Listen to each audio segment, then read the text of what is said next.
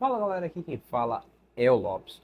Hoje a gente vai falar das diversas coisas que tiram seu dinheiro de você, jogam ele no ralo e te fazem ficar cada dia mais pobre. Fica até o final que você vai entender que muitas vezes o inimigo das suas próprias finanças é você mesmo. Vou começar trocando um papo bem franco aqui com vocês. Muitas vezes, por a gente não ter um planejamento, um controle financeiro, o que vem na nossa mente, o que nos dá vontade de ter, de comprar, de adquirir, de presentear outra pessoa, sem antes passar pelo crivo de é necessário, realmente dá para eu comprar agora ou exige um planejamento financeiro maior?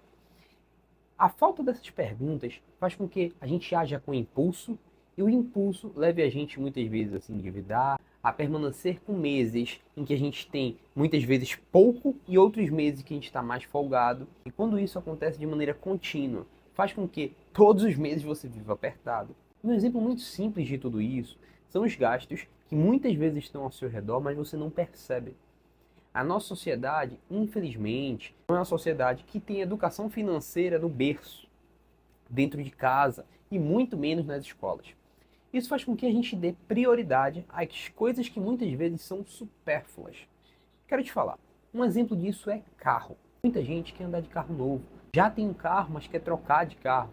Isso é ruim? De todo modo não é. Todo mundo quer andar de carro novo, todo mundo quer ter o melhor, seja na sua garagem, seja na sua casa. Mas a gente tem que pensar sobre a real necessidade de um carro.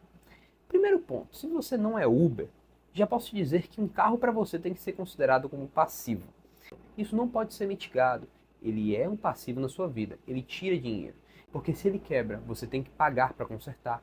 Ele tira dinheiro porque todos os dias, ou se não, toda semana você tem que pôr gasolina dele. Ele tira dinheiro porque muitas vezes o comodismo de ter um carro faz com que você vá daqui até o mercado de carro quando se poderia fazer isso andando. Ele tira dinheiro porque muitas vezes é mais cômodo você ir para o trabalho todos os dias com o seu carro do que rachar uma carona. E essas pequenas coisas fazem com que você jogue o seu dinheiro via ralo abaixo. E isso tem que ser dito, porque muitas vezes é a realidade de muitas pessoas. A minha, por exemplo. Eu nunca tive um carro até hoje. Eu tenho 27 anos de idade e não tenho um carro. No meu escopo, talvez seja porque eu nunca precisei realmente de um carro. Vai chegar um momento em que eu entendo que a necessidade de um carro vai se fazer. Mas ainda assim, quando esse momento chegar, eu tenho certeza que a minha prioridade não vai ser ter um carro zero. Muito pelo contrário, vai ser ter um carro em que ele cumpra a real função dele, que é o deslocamento, em que eu não tenho que ficar, claro, gastando dinheiro no mecânico o tempo todo. E por isso eu não vou comprar um carro, por exemplo, de 10 mil, totalmente deteriorado. Mas também não vou comprar um carro de 150, 200 mil. Não é só porque eu sou concursado que isso vai fazer diferença na minha vida. Não, é importante que eu entenda que, assim como o CLT, ou assim como uma pessoa que é autônoma, construir riqueza ao longo do tempo, já que eu não vim de uma família rica e que tenho que herdar nada, é a chave para minha mudança de vida. É a chave para eu ter mais tempo com a minha família lá na frente. E o fato da nossa sociedade ser imediatista faz com que a gente priorize muitas coisas supérfluas e não veja a real necessidade. Muita gente prefere comprar um carro novo, entrar num novo financiamento, num novo consórcio. Aqui está a sua casa, aqui está um terreno que comprou, aqui está as dívidas.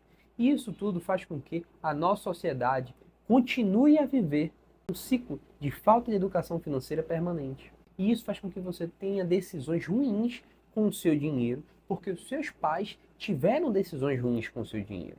E normalmente pessoas que estão fora desse círculo e que tomam decisões ruins são pessoas que normalmente estão entre 1% da população brasileira.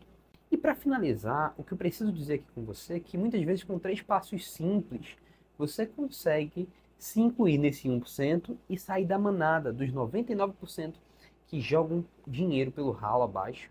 Primeiro ponto, tem um planejamento. Você sabe quanto entra do seu salário. O problema é que você não sabe o quanto sai. Para isso você pode utilizar diversas formas. A gente tem diversos aplicativos, seja no mercado ou até mesmo uma planilha. Muito fácil.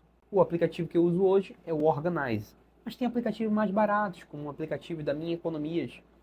Segundo ponto, controle o seu dinheiro.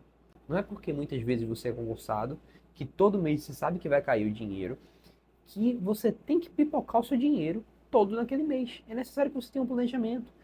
Ninguém tem recursos ilimitados, até mesmo a pessoa mais rica sabe até onde ela pode gastar.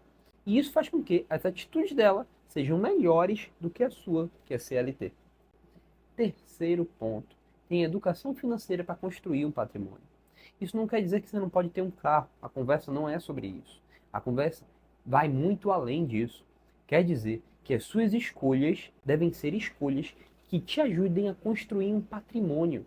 Não somente para você usufruir no futuro, quando você já estiver perto da sua aposentadoria, porque eu acredito que entre os 20 e os 40 anos é o tempo de você construir patrimônio, mas para que você possa deixar um legado, uma herança para o seu filho, para a sua esposa, para as pessoas que você ama. Valeu, galera, e até a próxima.